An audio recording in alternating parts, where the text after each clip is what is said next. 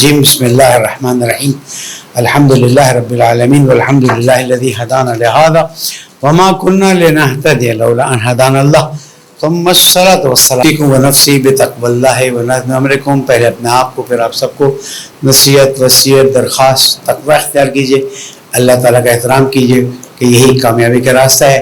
پالنے والے تیری اطاعت کی توفیق عطا فرما, تیرے رسول اور اس کی آل کے راستے پر چلنے کی توفیق عطا فرما, زمانے کے امام کی ظہور میں تعجیل فرما.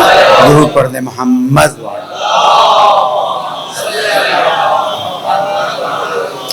ایام عید مبارکباد پیش کرتا ہوں ولادت رسول اکرم محمد مصطفیٰ صلی اللہ علیہ وآلہ وسلم اور امام جعفر صادق علیہ السلام کی. اور یہ اللہ تعالیٰ کا احسان ہے کہ ہمارے لیے اس نے اپنے محبوب نبی رسول اور آخری نبی اور آخری رسول کو بھیجا, اور انہیں بھی رحمت للعالمین بنا کر بھیجا. باہر دیکھ لیجئے گا, ایک اور درود پڑھ دیں محمد والا.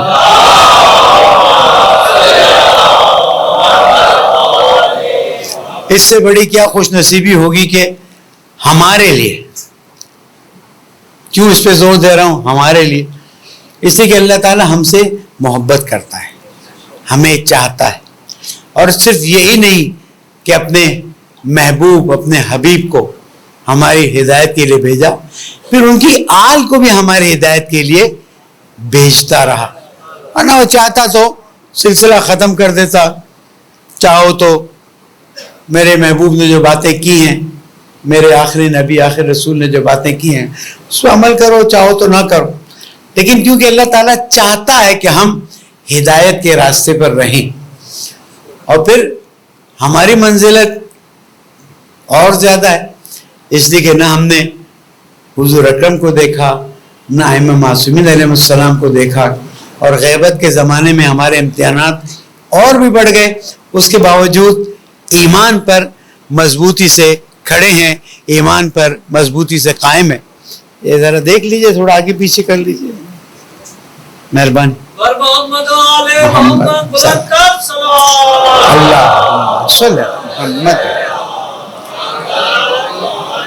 اب اتنے بڑے احسان کا کتنا شکر ادا کیا جائے کہ ہم غیبت کے زمانے میں بھی ایمان پر ابھی تک ثابت قدم ہے. اگر آگے بھی ثابت قدم رہنا ہے تو شکر کرتا رہنا پڑے گا.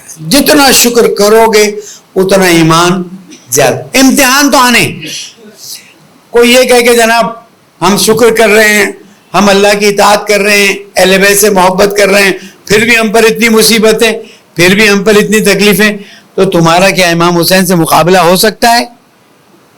تمہارا کیا کسی امام کے صحابی سے مقابلہ ہو سکتا ہے؟ تمہارا کیا رسول اکرم سے خدا نہ خاصا مقابلہ ہو سکتا ہے؟ سوچا بھی جا سکتا ہے. رسول اکرم چھوڑو, ائمہ معصومین چھوڑو, ان کے اصحاب سے مقابلہ ہو سکتا ہے؟ کوئی سلمان کے برابر, کوئی ابو ذر کے برابر. تو ان پر کیا مصیبتیں نہیں آئیں, ان پر کون سی تکلیفیں نہیں ہیں. لیکن یاد رکھیے گا, جیسے جیسے مصیبتیں بڑھتی جائیں گی سمجھ جائیے کہ آپ اللہ سے نزدیک ہو رہے ہیں. جیسے جیسے تکلیفیں نظر آئیں گی, سامنے آئیں گی, آپ فیس کریں گے, اس کا مطلب یہ ہے کہ اللہ تعالیٰ آپ کی طرف توجہ زیادہ کر رہا ہے, آپ اہل بیت سے زیادہ نزدیک ہو رہے ہیں, اور اس پر اور بھی صبر اور شکر کی ضرورت ہے.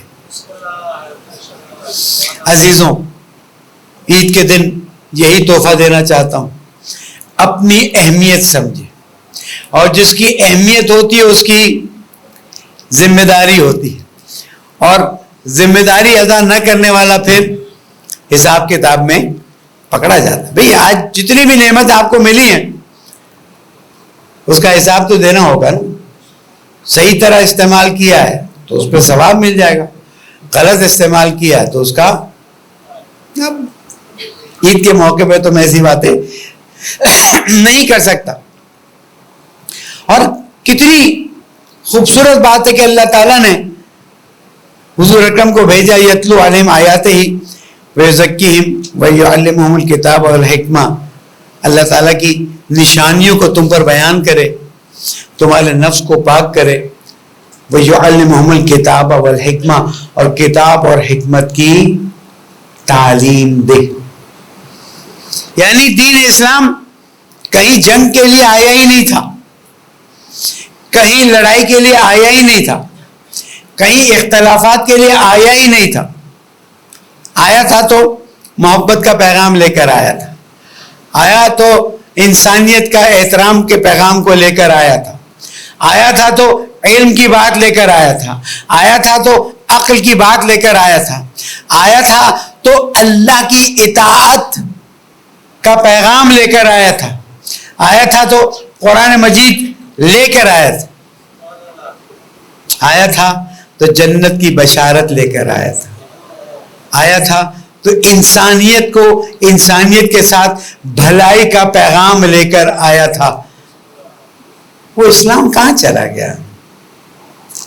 جس اسلام کی میں بات کر رہا ہوں، جس اسلام کو اللہ تعالیٰ نے اپنے آخری حبیب کے ذریعے بھیجا تھا، یتلو علیہم آیاتہ، اللہ تعالیٰ کی نشانیاں بیان کرو، گفتگو کرتا رہا ہوں، اس سے صرف اشارہ کر رہا ہوں، وزکیہم، ان کے نفسوں کو پاک کرو، وَيُعَلِّمُهُمُ الْكِتَابَ وَالْحِکْمَةَ۔ کہاں گیا وہ اسلام؟ کہاں گئے وہ مسلمان کہ جب عشق رسول اکرم محمد مصطفیٰ صلی اللہ علیہ وآلہ وسلم میں اپنی جانوں کو فدا کرنے کے لیے تیار ہو جاتے تھے؟ کہاں گیا وہ بدر کا جوش و خروش؟ کہاں گیا وہ احد کے حالات کے باوجود پھر کھڑے ہونے والے کھڑے ہوئے اور انہوں نے مقابلہ کیا؟ کہاں گیا وہ جوش و خروش جو خیبر و خندق میں نظر آتا تھا؟ آج مسلمان پکار رہے ہیں، آج مسلمان مدد مانگ رہے ہیں، لیکن مسلمان ہے کہ جو سننے کے لیے تیار نہیں، مسلمان کانوں میں انگلیاں ڈال کے بیٹھا ہوا ہے، مسلمان تیاری کر رہا ہے کہ کسی طرح سے ظالم کے سامنے جھکا ہوا تو ہے، پوری طرح لیٹ جائے، تیاری کر رہا ہے کہ ظالم کے سامنے ہتھیار پوری طرح سے ڈال دے۔ کیوں؟ اس شعر کی طرف توجہ دلاتا ہوں کہ محمد سے وفا تو نے تو ہم تیرے ہیں، یہ جہاں چیز ہے کیا، لوح و قلم تیرے ہیں، لوح و قلم میرا نہیں رہا۔ کیوں؟ اس لیے کہ میں نے محمد سے وفا کرنا چھوڑ دی، حضور اکرم کی باتوں پر عمل کرنا چھوڑ دیا ہے، حضور اکرم کی سیرت پر عمل کرنا چھوڑ دیا ہے، حضور اکرم کے بھیجے ہوئے بتائے ہوئے رہنما کو ماننے سے انکار کر دیا ہے۔ کیا فرمایا تھا؟ انی تارکن فیکم الثقلین، میں تم میں دو سنگین چیزیں چھوڑ کے جا رہا ہوں، کتاب اللہ وعطرتی اہل بیتی، اللہ کی کتاب اور عطرت اہل بیت، میری عطرت اہل بیت۔ جب تک تم اس سے متمسک رہو گے گمراہ۔ دھواں نکلتا ہے، جب دھواں دیکھتے ہیں تو پتہ چلتا ہے نیچے آگ لگی ہوئی ہے، صحیح؟ اب آگ کو آپ نے دیکھا نہیں، لیکن دھواں دیکھ کے آپ نے کہا لگتا ہے آگ لگی ہوئی۔ آج ہم جس حالت سے گزر رہے ہیں، لن تزلوا ابدا، کبھی تم گمراہ نہیں ہوگے، اور ہم گمراہی میں پڑے ہوئے ہیں۔ پوری امت کا حال دیکھ لیجئے، ہم گمراہی میں پڑے ہوئے ہیں، حرام میں پڑے ہوئے ہیں، گناہ میں پڑے ہوئے ہیں، ایک دوسرے کی گردن کاٹنے میں پڑے ہوئے ہیں، قتل و غارت میں پڑے ہوئے ہیں، جہالت میں پڑے ہوئے ہیں۔ جو چیز آپ سامنے دیکھیے، ہم ہر اس چیز کو کر رہے ہیں جس سے روکا گیا ہے، اور امت مصطفیٰ ہر اس چیز کے پیچھے جا رہی ہے جس سے منع کیا گیا تھا۔ ہم گمراہی میں ہیں۔ کیوں گمراہی میں ہیں؟ میں نے کہا نا، دھواں دیکھ کے آپ کو آگ کا پتہ چلتا ہے، گمراہی سے پتہ چلتا ہے ہم نے قرآن و اہل بیت کو چھوڑ دیا۔ یہ پوری امت کا حال ہے۔ آپ سمجھتے ہیں آپ نے قرآن کو پکڑا ہوا ہے، اہل بیت کو پکڑا ہوا ہے، تو ہم بھی غلط فہمی کا شکار ہیں، اور اگر انہوں نے بھی پکڑا ہوا ہے اور کہہ رہے ہیں کہ ہم پکڑے ہوئے ہیں تو وہ بھی غلط فہمی کا شکار ہے، اس لیے کہ حالات سے پتہ چل رہا ہے کہ اگر قرآن و اہل بیت کو پکڑا ہوا ہوتا تو آج فلسطینی اتنی مظلومیت کا سامنا نہیں کرتے. یہ تو اللہ بھلا کرے جمہور اسلامی ایران کا، رہبر معظم کا، لبنان کے ان ذمہ داروں کا کہ جنہوں نے دوسرے خطبے میں عرض کروں گا اتنے بڑے امتحان سے اپنے آپ کو گزارنے کے لیے تیار کیا ہے. یمنیوں کا کہ جنہوں نے ہمت کی اور ناکو چانے چوائے ہیں. یہ بات بتا رہی ہے کہ امت نے، میری مسلسل اہل سنت کے بزرگوں سے گفتگو ہو رہی ہے، ملاقاتیں ہو رہی ہیں. یہ پورا ہفتہ 12 ربیع الاول کا انہی سے تعلقات میں آمد و رفت میں گزرا ہے. ہم ان کے پروگرام میں گئے، وہ ہمارے پروگراموں میں. میرا سوال یہی تھا کہ کیا ہم قرآن پہ یقین نہیں رکھتے؟ ہم ایک قرآن پہ یقین رکھتے ہیں. کیا ہمارا قبلہ ایک نہیں ہے؟ ہمارا قبلہ ایک ہے. کیا تعلیمات رسول اکرم جو اساسی ہیں وہ ایک نہیں ہیں؟ وہ ایک ہیں. کون سی چیز ہے آپ کہیں کہ جناب آپ اہل بیت سے محبت نہیں کرتے؟ آپ محبت کرتے ہیں. ہم اہل بیت کو مانتے ہیں، ان کی باتوں پر عمل کا دعویٰ کرتے ہیں. پھر آج امت کے حال کیسے؟ ہم پرابلم تو بولتے رہتے ہیں، یہ پرابلم ہے، پرابلم، سولوشن کہاں ہے؟ میں نے 12 ربیع الاول کی رات 3 ٹیلی ویژنز پر بیٹھ کر یہ گفتگو کی ہے. پرابلم کی وجہ کیا ہے آپ بھی سن لیجئے اور اپنے مسلمان بھائیوں کو بھی بتا دیجئے. میری تشخیص ہے، شاید کامل نہ ہو، شاید پرفیکٹ نہ ہو، لیکن اگر پوری نہیں ہے تو ایک حصہ یہی ہے کہ ہمیں نجاست سے، حرام سے اجتناب کرنے کا کہا گیا. ہم نے نہ نجاست سے اپنے آپ کو اجتناب کروایا نہ حرام سے اجتناب. عزیزوں، عصر عاشور میرے اور آپ کے مولا جب رسول اکرم کے لباس کو پہن کر ان کی سواری پہ اس فوج کو کہ جس نے ابھی تک سارے جوانان بنی ہاشم کو شہید کر دیا تھا نصیحت کرنے گئے اور کہا اگر تمہارا کوئی دین نہیں ہے اور تم آخرت سے بھی نہیں ڈرتے ہو تو تم کم از کم دنیا میں تو آزاد رہو. پتھر مارے گئے. واپس آئے. بہن نے پوچھا بھائی آپ تو نصیحت کرنے گئے تھے. نواز رسول، اتنی پاک ہستی، اتنی عظیم ہستی، رسول کے کندھوں پر بیٹھنے والی ہستی، رسول کے ہونٹ اور زبان چوسنے والی ہستی، جنت کے جوانوں کے سردار، آپ جیسے کی بات ان پہ اثر نہیں کی. کیا جواب تھا؟ بہن ان کے پیٹ حرام سے بھرے ہوئے. تو اگر پیٹ حرام سے بھر جائیں، اس کا روح پر اثر ہو جائے تو غیر دوسرے مسلمانوں کی کیا بات کروں. نواز رسول کو بھی اللہ اکبر کہہ کر شہید کرتے ہیں. عزیزوں، کوئی میری بات کو سمجھے نہ سمجھے، اس پر عمل کرے نہ کرے، ہم اس پر عمل کرنا شروع کر دیں. اپنی جو ذبح شدہ چیزیں ہیں ان کو چیک کریں، آیا شرعی طور پر ذبح ہو رہی ہیں کہ نہیں ہو رہی ہیں. زحمت ہے، محنت ہے، لیکن اپنے آپ کو نجاست سے بچانا ہوگا. اپنے بچوں کو یہ راستے میں چلتے ہوئے پتہ نہیں چیز اور برگر اور جن تیلوں سے بناتے ہیں، میں آپ کو ہوشیار کر رہا ہوں. یہ نجاست انسان کو وہاں تک لے جاتا ہے کہ مولا کائنات کا وہ دشمن بننے کے لیے تیار ہوتا ہے اور باپ کے پھندے پہ لٹکنے پر خوش ہوتا ہے. ایران کا واقعہ ٹائم اتنا نہیں ہے. کسی نے پوچھا کہ تیرا بیٹا، تیری ایک عالم دین تھے، ان کو موت کی سزا ہوئی، کہ تیرے بیٹے نے تیری موت کی سزا پر خوشیاں منائی، تالیاں بجائی. کا بات بہت پرانی ہے. جب میں نجف میں تھا اور اس کی ماں کو دودھ نہیں آتا تھا تو میں نے ایک دایا کو کرائے پہ لیا جب اس دایا نے دودھ پلا چکی تھی، اس کے بعد مجھے پتا چلا یہ عورت ناسبی ہے، میں نے اسی وقت کہہ دیا تھا انا للہ. سمجھ آ رہی میری بات؟ ناسبی اگر بچے کو دودھ پلائے تو بچہ ایک بڑے مجتہد عالم دین کے جو والد ہیں موت کی سزا پر خوشی منائے. بچائیے اپنے بچوں کو نجاست سے، بچائیے اپنے بچوں کو حرام سے.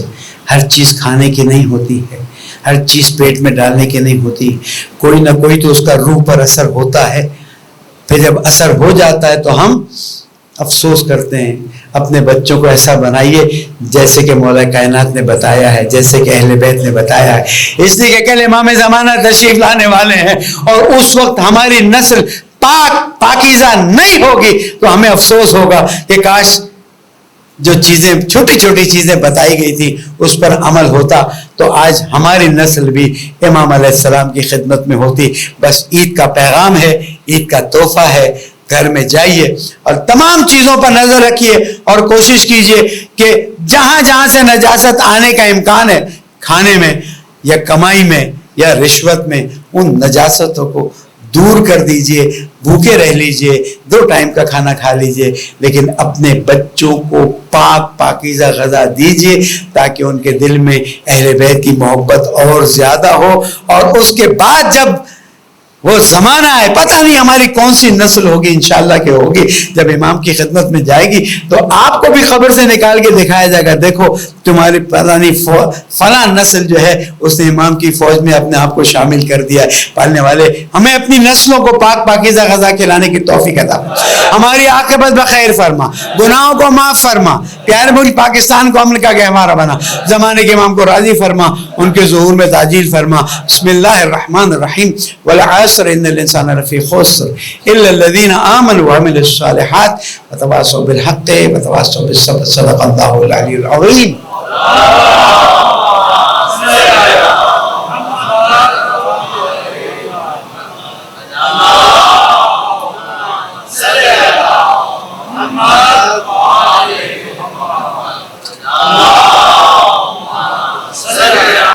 گفتگو کے نکات تو بہت ہیں لیکن جلدی کوشش کرتے ہیں کور کریں.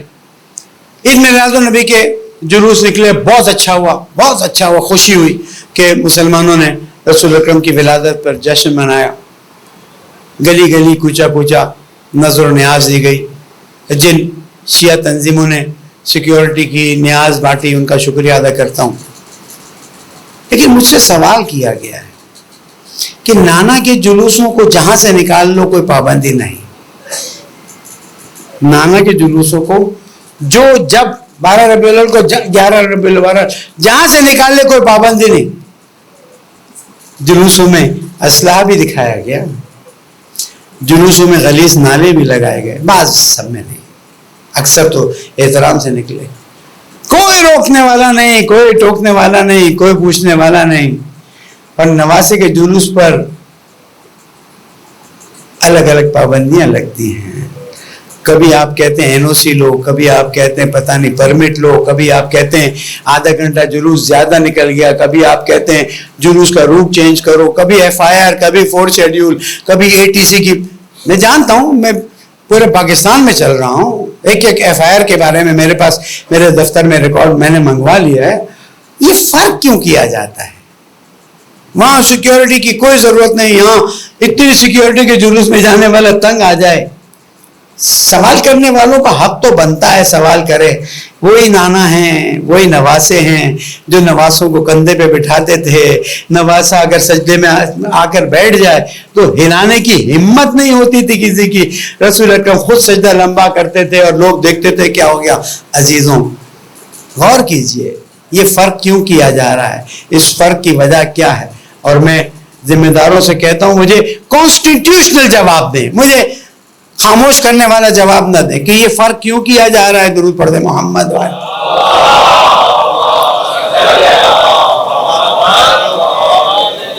اور اس فرق کی وجہ کیا ہے؟ کیا نانا سے محبت ہے، نواسے سے محبت نہیں ہے؟ تو نواسا تو جنت کے جوانوں کا سردار ہے. اور اگر نواسے سے محبت نہیں کی تم نے تو وہ نانا تم کو حوض کوثر سے قطرہ بھی پانی نہیں دے گا. مجھے کچھ یزیدیت کی بوئیں آ رہی ہیں. یہ یزید کی بو جو ہے میرے لیے بڑی خطرناک ہے, میرے پاکستان کے لیے بھی بہت خطرناک ہے. حسینیت, حسینیت, یزیدیت, یزیدیت اور محمد وآل محمد صلوات.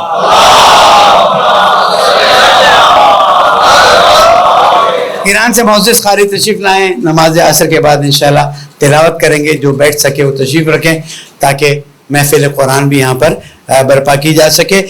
دوسرا مسئلہ یہ کہ یہ جو سیونی رجیم نے کام کیا ہے, یہ ایک ایسا چیپٹر کھول دیا, ایسا باب کھول دیا ہے کہ ابھی میں خطبہ دے رہا ہوں, میں سیف نہیں ہوں. میں جہاز میں جا رہا ہوں, وائی فائی سے کنیکٹ کروں, جہاز سیف نہیں. ابھی میں آپ کو دور دور تک بتاؤں, نہ جہاز سیف ہے, نہ گاڑی سیف ہے, نہ شپ, یعنی جہاں پر بھی وائرلیس کنیکشن ہے, لیتھیم بیٹری ہے, کوئی جگہ بھی سیف نہیں ہے. یاد رکھنا, دروازہ تم نے کھولا ہے, اب تم اس کو بند نہیں کر سکتے. تم سمجھتے ہو کہ تم نے جو ناکامیاں حاصل کی ہیں, دیکھیں زائونسٹ رجیم نے جو ناکامیاں حاصل کی ہیں, جن کو وہ کامیابیوں میں تبدیل کرنا چاہتا تھا, اور کمپلیٹ ناکامیاں, اس کا جواب دینے کے لیے کام کیا جا رہا ہے. نمبر 1, اس نے سوچا تھا کہ ہم فلسطین کو بالکل تہس نہس کر دیں گے. چیک کیجئے, ڈیپتھ میں چیک کیجئے, فلسطین کو تہس نہس کرنے کے بجائے تمہاری حالتیں خراب ہو گئی ہیں. شمالی مقبوضہ فلسطین, جنوبی مقبوضہ فلسطین جس کو آج اسرائیل کہا جاتا ہے, دونوں بارڈر پہ پریشان. تم نے سوچا تھا کہ ہم اپنی فوجی طاقت کو پوری دنیا کے سامنے بتا دیں گے. ایک چھوٹی سی اسلامی طاقت نے تمہاری ناک رگڑوا دی.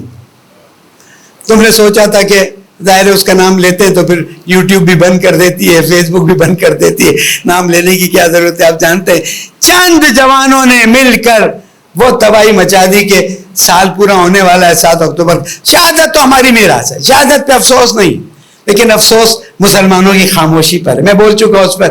یاد رکھیے, پہلی چیز فلسطین کو مٹانے کا پروگرام تھا تاکہ سارا ہی وہ بن جائے جو وہ بنانا چاہتے تھے. دوسرا, وہ اپنی طاقت کو بتانا چاہتے تھے کہ دیکھو ہماری کتنی طاقت ہے. آج ان کی ناک رگڑی جا چکی ہے. پھر وہ سمجھے تھے کہ ہم نے جو باہر سے لوگ لے کر آئے تھے اس کی وجہ سے ہمارا اسرائیل اقتصادی طور پر بہت آگے نکل جائے گا. آج اسرائیل اقتصادی طور پر جتنا تباہ ہے, دنیا کا کوئی ملک تباہ نہیں ہے. اور پھر تم نے سوچا تھا کہ جناب ہم جمہوریت اسلامی ایران کو, حزب اللہ کو اور باقی لوگوں کو تباہ و برباد, تہس و نہس کر دیں گے, جس کی ایک چھوٹی سی مثال ہے. یقین کیجئے یہ 3-4 ہزار زخمی ہوئے, 30-35 شہید ہوئے, 200 کے قریب سیریسلی رہے, لیکن اب وہ چیز ہوگی کہ جس کو ہم کہتے ہیں دمادم مسقلند. اب وہ ہوگا کہ جو دنیا دیکھے گی. کیوں؟ اس لیے کہ صبر کیا ہے, صبر کیا ہے, صبر کیا ہے. کب تک صبر ہوگا؟ اب صبر نہیں کیا جائے گا. لبیک یا مہدی, لبیک یا مہدی, لبیک یا مہدی, لبیک یا مہدی. اللہم صلی محمد. وہ سوچ رہے تھے 7 اکتوبر سے پہلے کہ اب سب لوگ ہمیں تسلیم کر دیں گے اور فلسطینی بیچارے ہو جائیں گے. ان کی سوچ کو اللہ تعالیٰ نے الٹا کر دیا. مومن ہو تو بے تیغ بھی لڑتا ہے سپاہی. یہاں مسئلہ تیغ کا نہیں. تم نے ایک ٹیکنالوجی وار شروع کی ہے. یقین رکھیں, آج میں آپ کو خوشخبری دیتا ہوں کہ یہ 3,000 سے 4,000 فگر کنفرم نہیں ہو سک رہی ہیں لوگوں کا زخمی ہونا, ان کا خون بہنا.